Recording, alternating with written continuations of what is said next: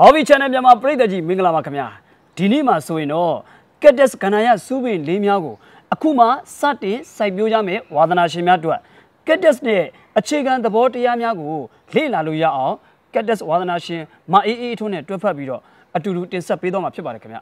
အဲ့တော့ကျွန်တော်နဲ့အတူတူလေ့လာကြည့်အောင်ဗျာ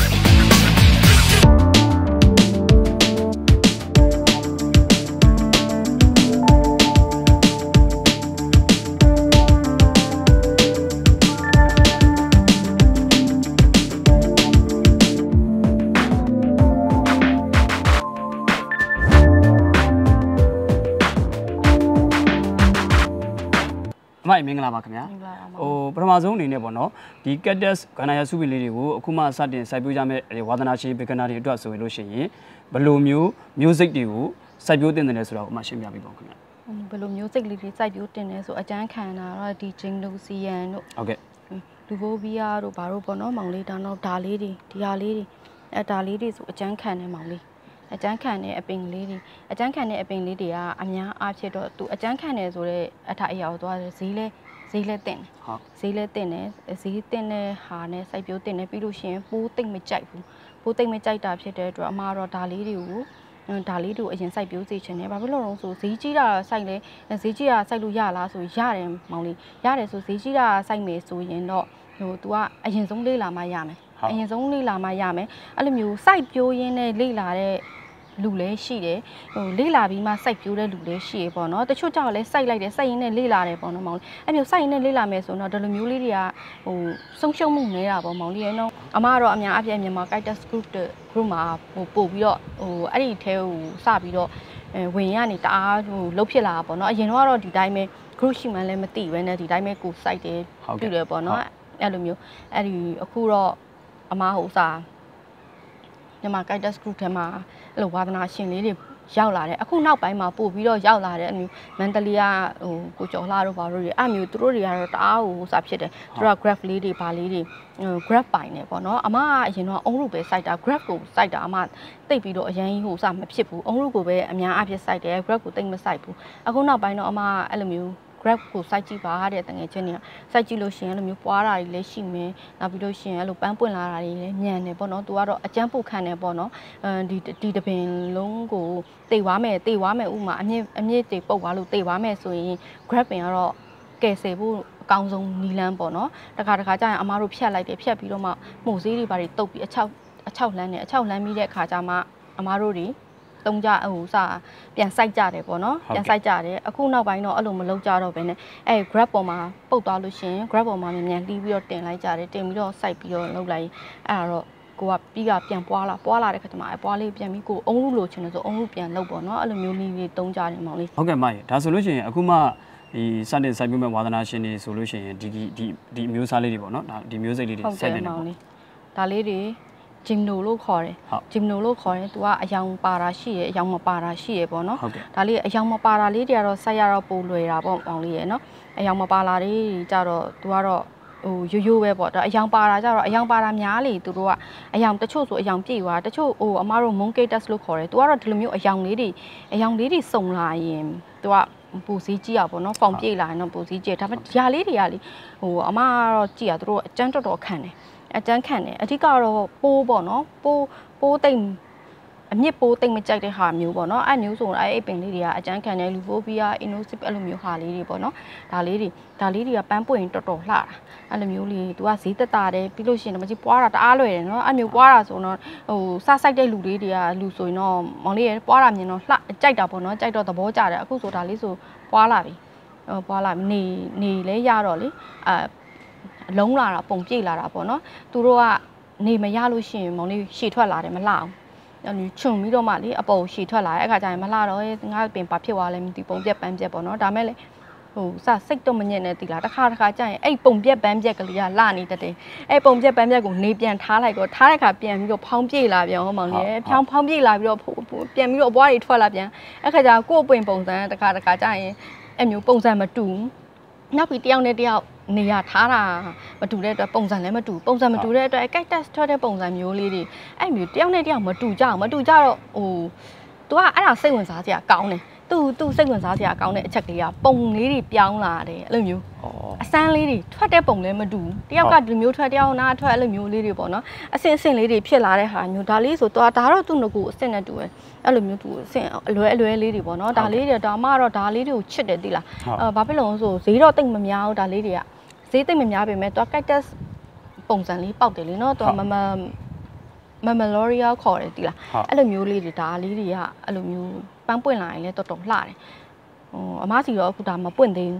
းသိပြီးတော့မပွင့်သေးဘူးဆိုတာကဟို73ပတ်လေတို့ဘာတို့ဒီပုံမှန်ဆေးပုံမှန်ထည့်ရတယ်ဆေးပုံမှန်ထည့်ရင်ပွင့်လာတယ်နေအောင်ကောင်းရမယ်ဆေးပုံမှန်ထည့်မယ်ပြီးလို့ရှိရင် तू ကအမတို့စီရောက်လာတဲ့ဟာနေသားကြဝိုင်းပွင့်တယ်ဟုတ်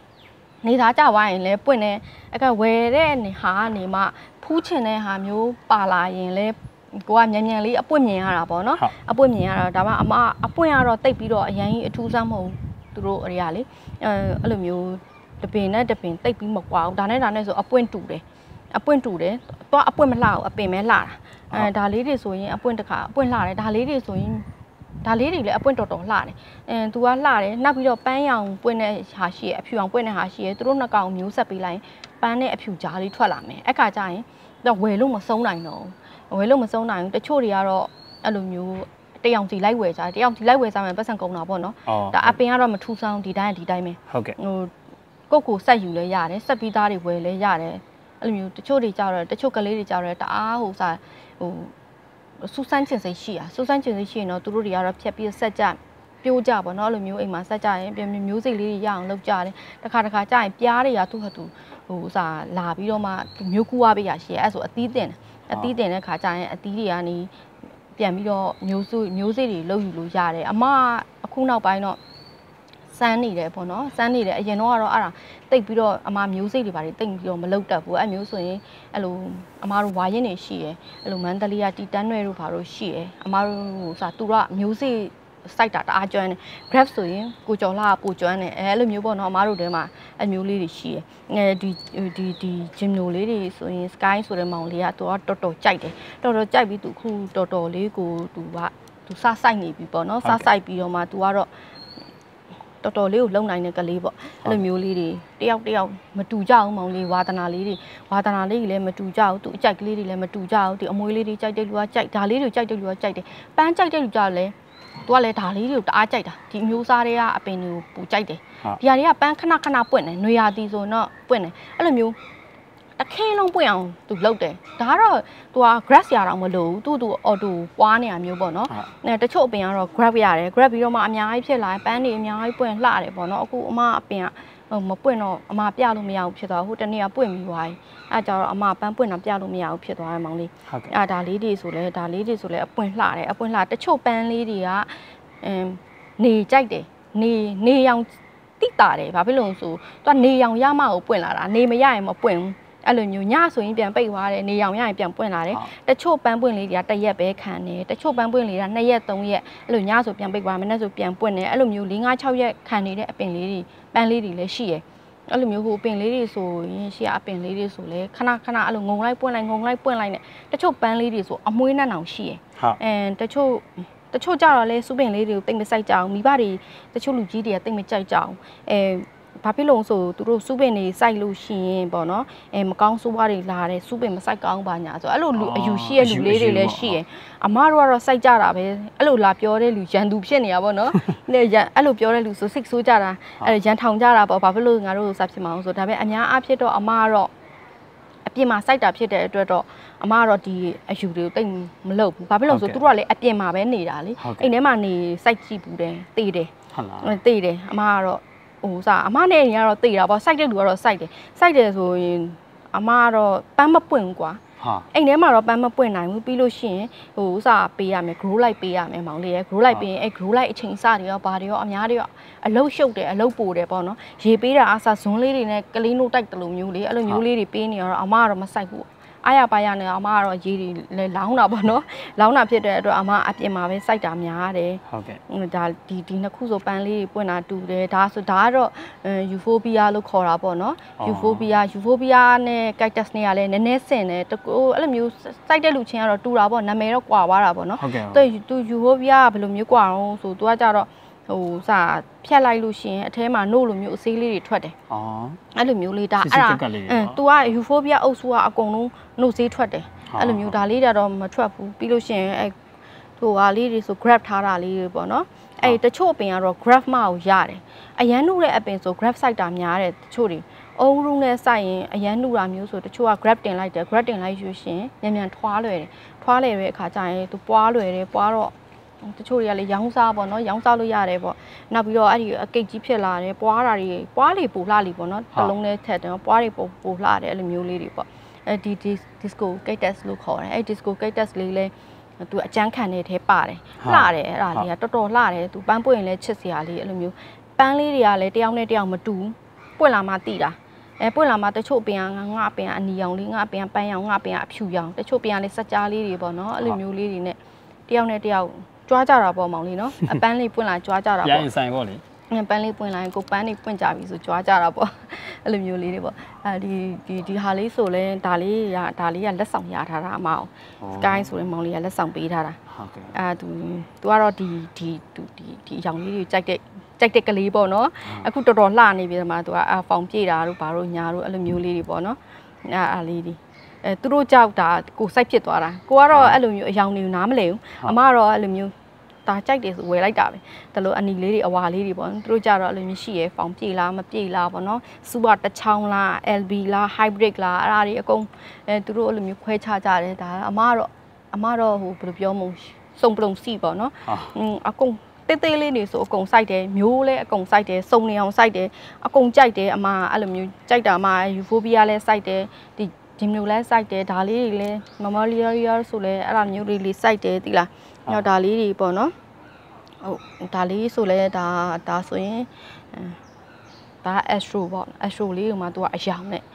်နဲ့ဆိုရင်သူကတော့အယောင်ပါတဲ့အပင်လေးတွေတော့အထွားနှေးတယ်ခေါ်တာပေါ့နော်အထွားနှေးတာအတွက်ဆေးလေးတွေတော့ကျွေးရတာပေါ့မောင်လေးဆေးမကျွေးဘဲနဲ့ဒီတိုင်းထားလဲစိုက်လို့ရလားဆိုတော့ရတယ်ဒါပေမဲ့အထွားနှေးတာပေါ့နော်အထွားနှေးတော့တမျိုးများလေးဆေးတွေသုံးကြတယ်အမတော့ဆေးတွေနောက်ပိုင်းသုံးကြတယ်အဲ့ဆေးတွေသုံးတဲ့ခါကျရင်အမကတော့တစ်ခွဆေးတွေအပင်တခြားဆေးတွေနဲ့ကိတ်တက်ဆေးရလို့တော့အရင်တော့တိတက်မရှိဘူးတိတက်မရှိတော့အမအဲ့လို18ပတ်လဲ20ပတ်လဲအဲ့လိုမျိုးလေးတွေပေါ့နော်73ပတ်လေအဝါစီလေးတွေလည်းသုံးတယ်73ပတ်လေအဝါစီလေးတွေကိုချင်းလေးတွေထဲထည့်တယ်ဒါမှမဟုတ်2စီ3စီတလားတစ်ခါထည့်တယ်နှီးတယ်ပေါ့နော်နှီးတယ်အဲ့လိုမျိုးလေးတွေနဲ့အမားတို့ဟိုစာဆေးရခါကြတော့အန်ရတော့များတယ်ပေါ့နော်အန်ရများတယ်သူကဆေးအချိန်စလို့တယ်အချိန်စလို့ရဒါပေမဲ့မြန်တော့မြန်တယ်သူကတက်တာအရမ်းမြန်တယ်ဟိုစာနည်းနည်းကိုရှော့ထည့်ပေါ့နော်မောင်လေးဆေးမများစေချင်ဘူးဆေးရတော့ဗာဆေးထည့်တယ်မှုဆေးပဲများထည့်အဲ့လိုမျိုးအားဆေးပဲများထည့်တယ်တေးတယ်မောင်လေးနောက်နေ့ကျအဲ့လိုဆေးတွေကိုနောက်ပြီးတော့အားဖြစ်စေခြင်းလုံးအားကြီးပြီးတော့မှဆေးကိုရက်ချပါမြန်ကြီးပေးလိုက်တာမျိုးအခါကျရင်အပင်တွေတေဝါတက်တယ်တေဝါတက်တယ်ဆေးကိုရေလောင်းရင်းနဲ့လည်းကျွေးလို့ရတယ်ဟိုရေလောင်းပြီးမှကျွေးလို့လည်းရတယ်အမကတော့ရေကိုအရင်လောင်းလိုက်တယ်ရေကိုအရင်လောင်းလိုက်ပြီးတော့မှဆေးကျွေးတယ်နောက်ပြီးဒီ skin လေးတွေသူတို့ skin လေးတွေလှဖို့အတွက်ကတော့ဟိုစာပိုးတက်ဆေးလေးတွေလည်းသုံးရတယ်နောက်ပြီးဘေးကအပင်တွေကနေပိုးမွားတွေလာမကအောင်လို့ကထားရင်တော့အကောင်းဆုံးပဲဟိုအကယ်၍မကထားနိုင်ဘူးဆိုရင်တော့ကိုကတော့အမြဲတမ်းဆေးပေးနေရမယ်ဆေးကိုမဟိုစပေးရမယ်အပင်တွေကိုစစ်နေရမယ်ပေါ့နော်မောင်လေးအမျိုးလောက်ရမယ်အကယ်၍ तू ကမပေးဆေးမပေးဘဲနဲ့အဲ့ဒါမှဒီတိုင်းထားမယ်ဟိုတတိမေယောနဲ့ခရီးတွေဘာတွေထွက်သွားတယ်အဲ့အချိန်မှာပိုးဝင်သွားပြီးတော့မှလာလို့ရှိရင်အပင်တွေသေသွားမယ်အော် तू ကပိုးတက်တာနဲ့ skin ကနာသွားပြီအဲ့လိုနာတော့မလှတော့ဘူးပေါ့နော်အပင်ကဟုတ်တယ်ပိုးထုခယူဆိုင်ရမယ်ဘာဖြစ်လို့ဆိုဒီဘက်ဆိုမကြည့်ပိုးလေးတွေအဲ့လိုမျိုးပေါ့နော်အဲ့လိုလေးတွေဖြစ်သွားတော့ skin မလှတော့ဘူးပေါ့အဲ့လိုမျိုးဆိုတော့ तू ကတတိထားရမယ်အကောင်လေးတွေတော့အဲ့လိုတတိထားမယ်အဓိကကတော့မြေတွင်းအောင်ပိုးတက်စေးစစ်ရမယ်ဟုတ်ကဲ့ဟိုအထက်အမြင့်ကောင်းမကောင်းလဲစစ်ရမယ်တချို့ကြောင့်မျိုးမကြီးကြောင်ဒါပေမဲ့ကောင်းနေရပေါ့နော်ဒါအခုဆိုတော့ဒါကောင်းနေရပေါ့နော်တခါကျရင်တချို့ဒီတိုင်းကအမြင်ရတာကောင်းနေမကြီးလိုက်တော့မပါလာတာအလုံးလိုက်ကြီးပါလာတာရှိရတခါကျရင် तू ကအကောင်အဲ့မဲ့ရှင်းနေသလိုဘာသလိုနဲ့သိလားပြီးမှနှိမ့်လိုက်တဲ့ခါကျမှပုတ်တောင်ပုတ်နေပြီအဲ့မျိုးဟန်ဆောင်တက်တယ်ပေါ့နော်ရှင်းချင်အောင်မာယာများတယ်ပေါ့ဟန်ဆောင်နေရှင်းချင်အောင်ဟန်ဆောင်နေတက်တယ်သွားတဲ့ခါကျမှမလေးသေးနေရသူတို့ကပိုးတွေရောဘာတွေရောနောက်ပြီးအဲ့လိုမျိုးတွေပေါ့နော်အဲ့ခါကျရင်တော့အမားတို့တေချာလောက်ရမယ်ပေါ့ဟိုကိုဝယ်လာတဲ့နေရာကပြိုးပင်ဆိုရင်တော့အမားတို့ကမဖြစ်မနေအိုးလဲရမယ် သူတို့ဘက်ကပြိုးပင်မဟုတ်ပဲနဲ့အပင်ကြီးနေပြီးမြေတွေပါတယ်တေချာဂယူးဆိုင်ပြီးတော့မှသူတို့ထည့်လာပေးတဲ့အပင်ဆိုတော့ထားကောင်းထားလို့ရတယ်ဒါပေမဲ့ထားတာတော့စိတ်မချရဘူးအတိကတော့အမကတော့ထုတ်ကြည့်စေချင်တယ်တခါကြရင်သူတို့ကရေလောင်းပြီးလွတ်လိုက်တဲ့လူရှိရယ်ရေလောင်းပြီးလွတ်လိုက်တယ်ဆိုရင်တော့လန်ခကြီးမှာဘယ်နှရက်ကြာမလဲဆိုတာကိုကမသိရအောင်မသိတဲ့ခါကျရင်အဲ့အမြစ်တွေကပုတ်လာပြီအဲ့အမြစ်တွေကပုတ်လာပြီးဆိုလာပြီဆိုရင်အဲ့အမြစ်တွေကနေဒီအပင်ကိုထိတယ်ကိုမသိနိုင်လုံးဝမသိနိုင်တဲ့အရာတွေကအဲ့ဒါပဲလဲကိုလဲရမယ်ဟုတ်ဟိုစားမလဲလို့မဖြစ်ဘူးမလဲချင်လို့ရှိရင်တော့မှအဲ့တော့အမချွတ်ထားလိုက်ကဲရောက်ချင်းဆိုရေမလောင်းမဲ့ဒီဟာတွေတလားအထိပြစ်ထားတော့ရတယ်မြေကနေချွတ်ပြီးတလားအထိအဲ့လိုမျိုးပြစ်ထားလဲဘာမှမဖြစ်မသိဘူးအဲ့ဒါကြောင့်မကြောက်နဲ့ပြောအကျန်းခံတယ်မကြောက်နဲ့အကဲရေငတ်မှာဆိုးတယ်ဘာညာလို့အဲ့လိုမျိုးဖြစ်မှာဆိုလို့လေသိလားအဲ့ဒါရေငတ်မှာဆိုလို့ဆိုအမအဲ့ဒါစိတ်ပူတော့သူတို့ရေငတ်မှာဆိုလို့ရေပေးလိုက်ရင်အဲ့ဒါတေးတာပဲသူတို့ကိုရေငတ်မှာဆိုမကြောက်နဲ့အတိုင်းဒီတိုင်းထားဟုတ်